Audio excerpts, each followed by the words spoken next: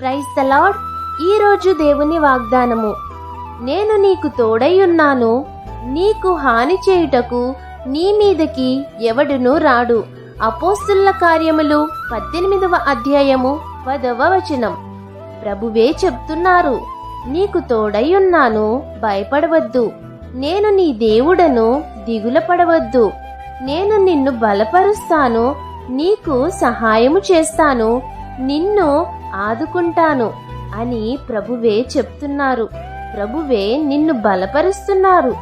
దేవుడే నీ పక్షాన ఉన్నారు కనుక నీకు విరోధి ఎవడు?